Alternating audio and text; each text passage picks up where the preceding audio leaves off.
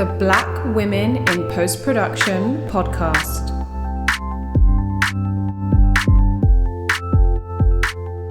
Hi guys, welcome back to the BWIPP podcast.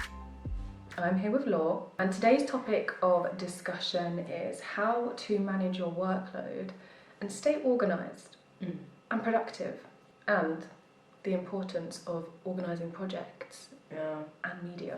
Yes. Oh my god, yes. Tell me, how do you stay organised? It's not bells and whistles or anything like that, especially when I have several things going on. I like to write lists. I've always liked to write lists, and I feel like writing it down manually also just helps me actually process what needs to be done. I'll have like headers for each project, and I'll write sub-lists and be like, these are individual things within I need to do. Staying organised for me often involves my calendar. So I use like iCal and iKettle. Sorry. iCal. It's Apple's calendar. Oh! Yeah, no, I don't touch that. Using a calendar app is a very useful way to stay organised for kind of deadlines or projects, for meetings, all sorts. Calendar's the way to go. Like you, I also use like notebooks, pen to paper, writing lists, and then there's so much satisfaction in like ticking them off. Yes, I think that's why I do it. And it's nice having like a notebook that has all the notes that you need, or like a diary or a planner of some sort that keeps you organised, because it can get a bit messy if you're using like countless post-it notes and they're kind of scattered all over your desk. That doesn't help you stay organised. In fact, it like makes you a bit more unorganised. Yeah. Get a notebook, guys. It's very old school, but it's a tried and tested method, and it works. If it ain't broke, don't fix it. And I think we've touched on this in another thing as well, but I guess is to keep good blocks of the day. When you finish work, you finish work. When you start work, you start work.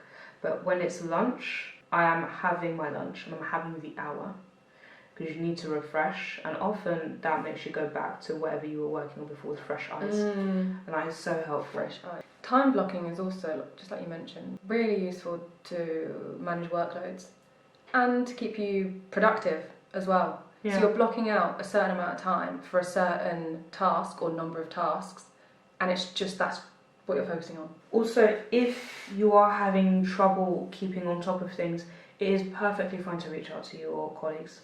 there's this quote that I love when it comes to like asking for help. You have everything to gain and nothing to lose.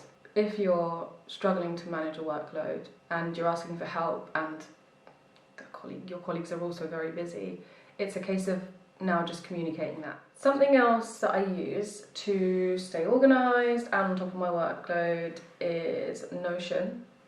And there are similar resources, I guess. But there's also things like Asana, Trello, Monday.com. Not sponsored, by the way. Not sponsored yet. Because it sometimes feels like, you'll get all the media in for a project and it's like, this is going to take ages to organise and sort through. But actually it's going to save you a lot of time in the long run. I have learned from that mistake. So, in summary, how to stay on top of and manage your workloads, how to stay organised and productive.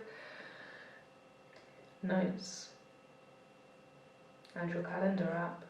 iCal, apparently. Yeah, apps. Do not disturb function on your phone.